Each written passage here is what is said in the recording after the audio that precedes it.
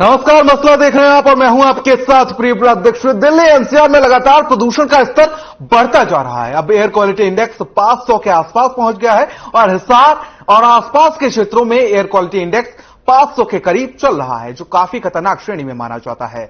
हवा की गुणवत्ता इतनी खराब हो चुकी है कि पॉल्यूशन कंट्रोल बोर्ड और चिकित्सकों के बिना काम घरों से बाहर निकलना का आह्वान किया गया है। आपको बता दें कि हरियाणा में बढ़ते प्रदूषण से रोहतक भी पीछे नहीं है। शहर की हवा आए दिन खराब होती जा रही है। आंकड़ों के मुताबिक रोहतक का एयर क्वालिटी इंडेक्स आज 450 से पार है। दूषित वातावरण मनुष्य के जीवन को भी मुसीबत में डाल रहा है। हरियाणा के फतेहाबाद में भी पराली जलाने के बाद से लगातार हवा की क्वालिटी लगातार खराब हो रही है। कहने को तो प्रशासन पराली जलाने वाले किसानों पर 3.25 लाख के करीब जुर्माना लगा चुका है, लेकिन हालात क्या है वो किसी से भी छिपे नहीं है।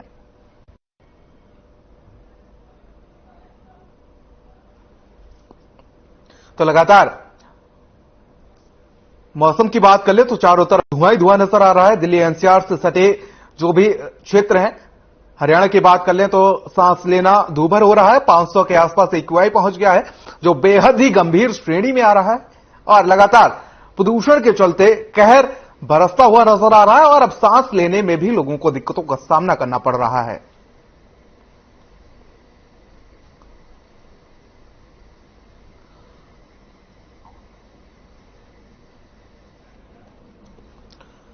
तो बात की जाए तो दिल्ली एनसीआर के क्षेत्रों में लगातार प्रदूषण का कहर लगातार बढ़ता जा रहा है। दिवाली के बाद की अगर बात कर ली तो यहां पर लगातार प्रदूषण के चलते लोगों को जीना मुश्किल हो रहा है, सांस लेना तक मुश्किल हो रहा है। और साथ ही आपको बता दें कि लगातार सरकारें तो काम करती हुई नजर आ रही हैं, लेकिन वो काम जा कहां रहा है वो नजर नहीं आ रहा है।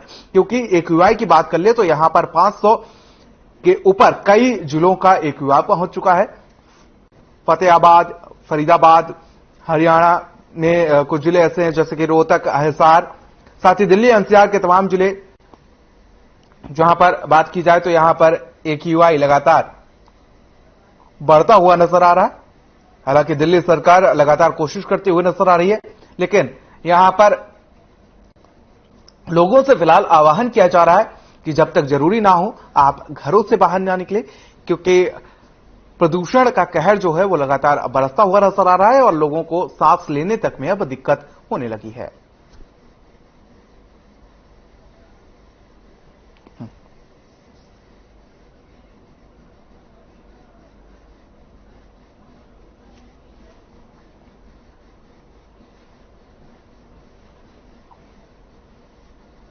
तो तस्वीरें देख सकते हैं आप किस तरीके से यहां पर ये सुबह के मौसम की तस्वीरें हैं, जहां पर धुएं के साथ स्मॉग दिखता हुआ नजर आ रहा है।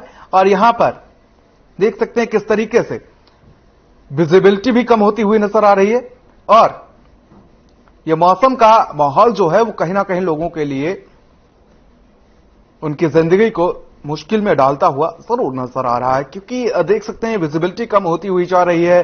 विजिबिलिटी कम होने का कारण जो है वो स्मॉग है और साथ ही जो प्रदूषण है उसके चलते भी यहां पर विजिबिलिटी कम होती हुई नजर आ रही है और लोगों को सांस लेने तक में दिक्कत होती हुई नजर आ रही है। हालांकि बात कर ले तो यहां पर सरकार लगातार काम करती हुई नजर आ रही है और काम क्या कर रही है वो भी आज हम इस चर्चा में समझेंगे कि सरकार जो काम कर रही है आखिर वो कितना कारगर साबित होता है, या वादे जो भी सरकार करती हुई नजर आ रही है वो हवाबाजी साबित हो रही है, या बात कर ले तो सरकार जो काम कर रही है उसमें कितना क्रेडिट वाला काम किया जा रहा है और कितना धरातल पर काम किया जा रहा है, कितनी उसमें राजनीति की जा रही है और कौन क्या कुछ कहेगा, ये भी आज हम इस चर्चा में सुनेंगे।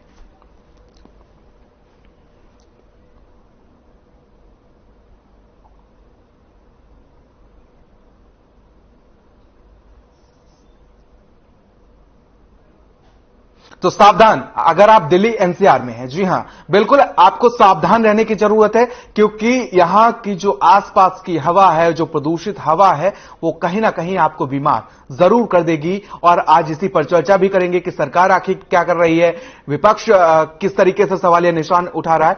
चलिए आज इसी पर चर्चा करेंगे। सबसे पहले मेहमानों से आपका परिचय करा देते हैं। हमारे साथ डॉक्टर राहुल भार्गव है, हेल्थ एक्सपर्ट है। सर आपका स्वागत है। वंदना पोपली हैं, प्रवक्ता हैं बीजेपी की, अपनी बेबाक अंदाज के लिए जानी जाती हैं। विजय कौशिक जी हैं, प्रवक्ता हैं कांग्रेस के, विपक्ष में हैं और बेबाक मुद्दों के लिए जाने जाते हैं, लगातार जनता की आवाज उठाते रहते हैं। आप दोनों का बहुत बहुत स्वागत है।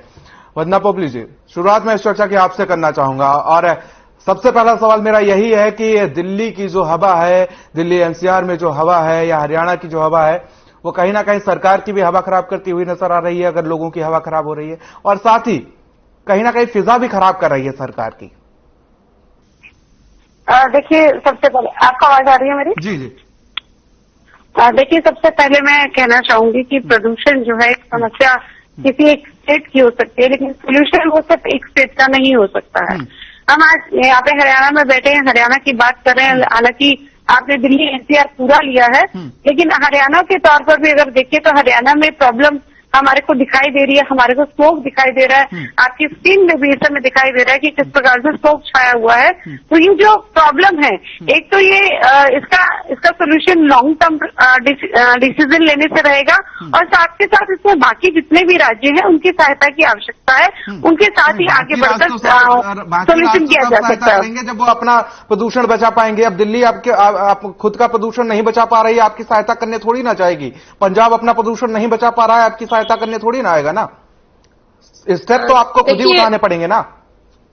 देखिए, मेरे ख्याल से आप मेरी बात को कम समझ पा रहे हैं। मैं ये कह रही हूँ, ये सोल्यूशन एक स्टेट का नहीं है, ये सबको साथ मिलकर चलना पड़ेगा।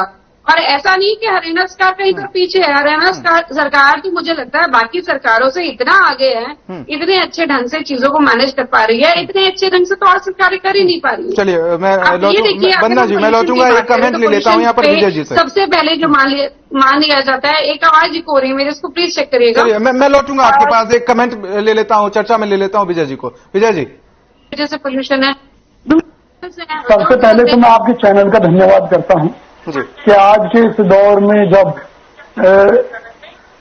इस तरह के मुद्दों पर से सरकार लोगों का ध्यान भटकाने का प्रयास कर रही है, उन परिस्थितियों में आप ऐसे मुद्दों को जीवंत रखे हुए हैं, जनता की आवाज अपने चैनल के माध्यम से उठा रहे हैं। दूसरा, मेरी एक रिक्वेस्ट और है, इसमें किसी और गेस्ट के वहां से शायद कोई म्यूजिक वगैरह की आवाज आ रही है, उसे बंद कराएं। धन्यवाद। चलिए, मैं टेक्निकली से कहूंगा कि इसको जरा सही किया जाए।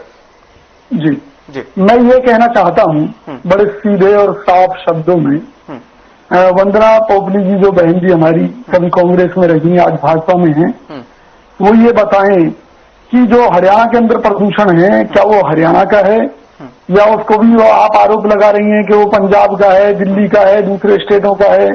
इसी तरीके से वो केजरीवाल जी हैं जो कि दिल्ली के मुख्यमंत्री हैं। जब पंजाब में कांग्रेस की सरकार होती थी तो वो आरोप लगाते थे कि ये सारा धुआं पराली का है जो कि दिल्ली के अंदर आ रहा है। अब पंजाब में उनकी सरकार बन गई तो उसके बाद से मैंने एक बार भी नहीं सुना कि केजरीवाल जी ने कहा हो कि भाई ये पंजाब की पराली का धुआं दिल्ली के अंदर आ रहा है। तो बहरहाल सबसे बड़ा मुद्दा ये है कि देश में सरकार किसकी है? देश में सरकार भारतीय जनता पार्टी की है। हरियाणा में ये दावा करते हैं डबल इंजन की सरकार है, तो भैया वो डबल इंजन की सरकार मुझे लगता है खटारा सरकार है जो कि इतना धुआं छोड़ रही है, इतना धुआं छोड़ रही है कि लोगों की सांसें घुसती जा रही हैं। अवैध खनन इनसे नहीं रुक रहा, घोटाले इनसे नहीं रुक रहे। आपने कहा ना कि सरकार दावे तो बहुत कर रही है कि काम करने के, लेकिन फिर वो दिखाई क्यों नहीं दे रहे। फरीदाबाद नगर निगम में ही कई कई सौ करोड़ रुपए के घोटाले हो गए, जिसमें काम कागजों में हुए, कागजों में ही ओके होकर वो जो फाइनेंस कमेटी है नगर निगम की, उसने कैसे ओके किए, उसमें विधायकों और सांसदों के सिग्नेचर कैसे हो गए, कैसे काम हो गए, सैकड़ों करोड़ रुपए कैसे ठेकेदार को रिलीज हो गए, उसमें चंद अफसरों को बलि का बकरा बनाकर वो सारे मामलों पर लीपापोती फेर दी गई है। इसी तरीके से चलिए आरोप प्रत्यारोप विजय जी, मैं लौटूंगा आपके पास। एक बार हेल्थ एक्सपर्ट हमारे साथ राहुल भार्गव जी भी जुड़ चुके हैं। डॉक्टर साहब बहुत बहुत स्वागत है आपका। चलिए डॉक्टर साहब, आवाज पहुंच रही है आप तक?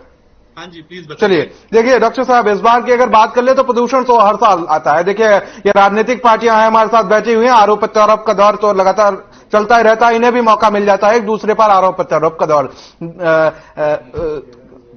आरोप और प्रत्यारोप लगाने का। चलिए देखिए, अगर बात की जाए तो इस बार का जो प्रदूषण है कहीं ना कहीं लोगों के लिए खतरनाक जरूर है, क्योंकि लोग एक लंबे टर्म के दौरान, कोरोना काल के दौरान से गुजर के आ रहे हैं और कोरोना में के दौरान कहीं ना कहीं लोगों की इम्यूनिटी जरूर कम हुई है और शायद वो असर अब देखने को भी मिल रहा है।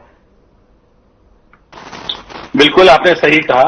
ये आरोप प्रत्यारोप का सीजन तो चलता ही रहेगा, क्योंकि कोई भी पॉलिटिकल पार्टी अपनी विफलताओं को कभी नहीं मानेगी। देश में शायद ना पब्लिक को सॉरी बोलने की आदत है, ना कभी उन्होंने राजनेताओं से सॉरी सुनना, तो ये चलता ही रहेगा। पर आम आदमी घुट रहा है, मर रहा है, अस्पतालों में रोज की संख्या बढ़ती जा रही है, बच्चों पे उसका दुष्प्रभाव चल रहा है, डिप्रेशन के सैकड़ों मामले बढ़ते जा रहे हैं, क्योंकि आप अगर धूप देखें वो स्मॉग में कहीं ना कहीं छुप चुकी है।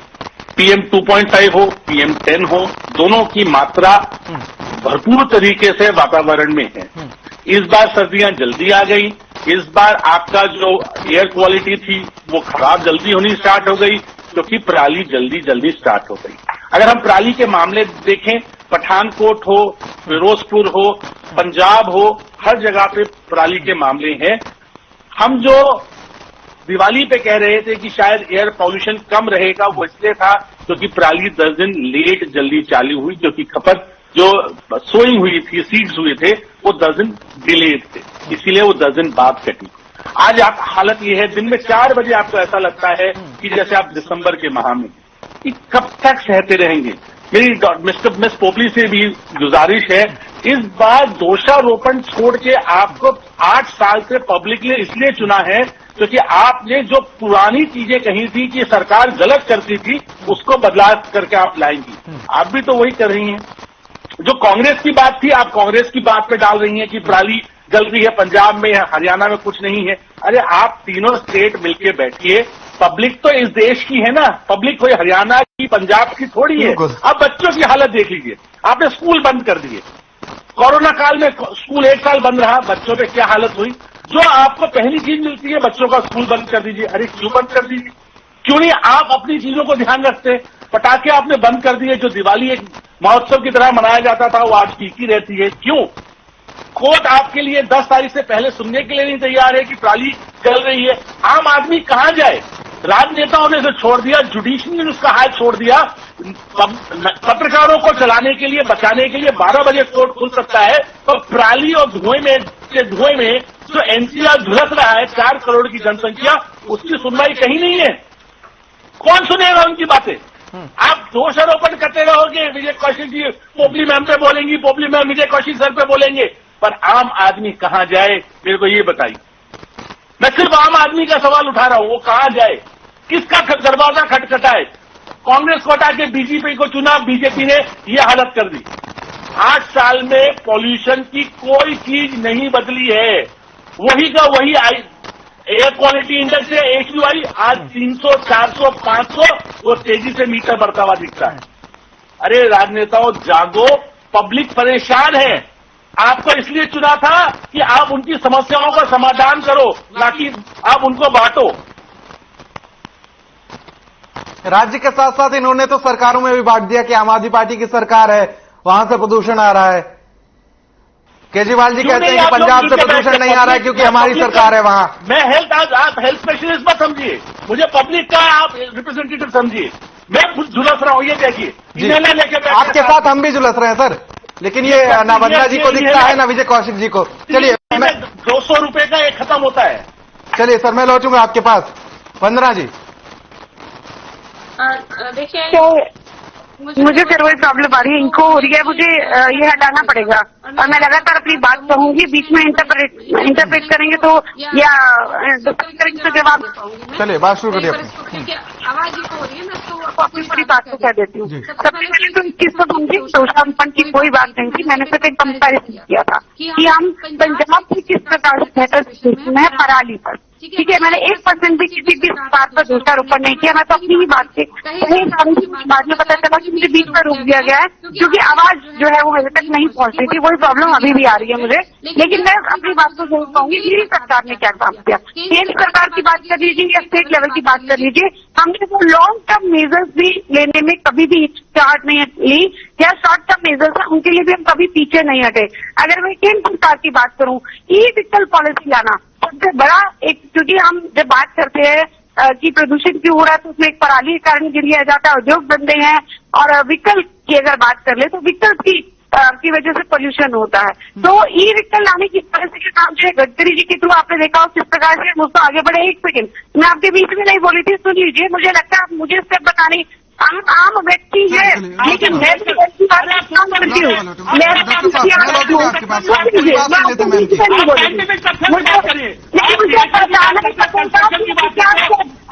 चलिए सर, डॉक्टर साहब लौटूंगा आप प्रवक्ता ना बने और स्टॉप कर रहे हैं, आप सुनाई नहीं चाहते। पहले हमने क्या स्टेप लिया,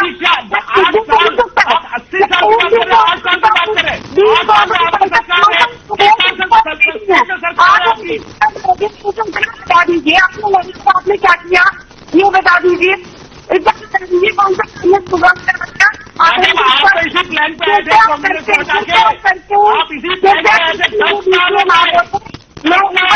रिक्वेस्ट कर रही हूँ, इस डिबेट नहीं हो पाएगी। चलिए डॉक्टर साहब पहले सुन लेते हैं पूरी बात को, फिर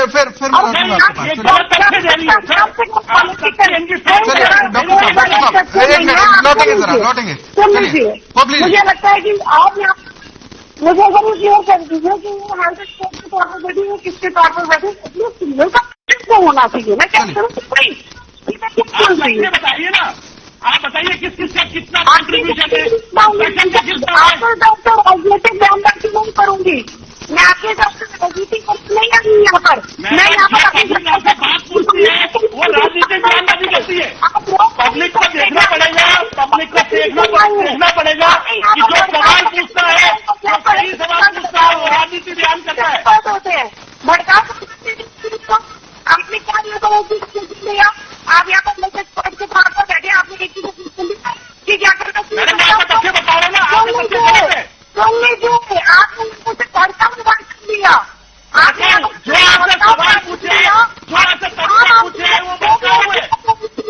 मैं भी उस चीज को भुगत लेकिन मैं बता नहीं सकता। चलिए ठीक है मैडम, मैं लौटूंगा आपके पास। चलिए ठीक है, वरना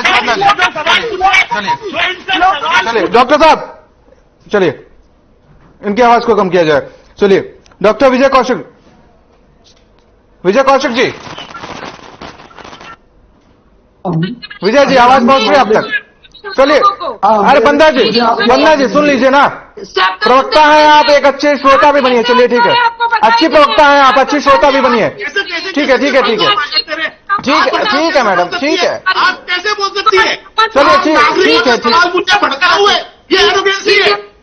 हमने बंद किया, ये बंद करने का हमने काम किया है, बिल्डिंग्स का बैरिकेड करने का हमने काम किया है, तमाम तरह के सब जो है हमारे। अरे मैडम सारे काम किए, फिर दिखते क्यों नहीं है? दिखता तो सिर्फ धुआं दिखता है।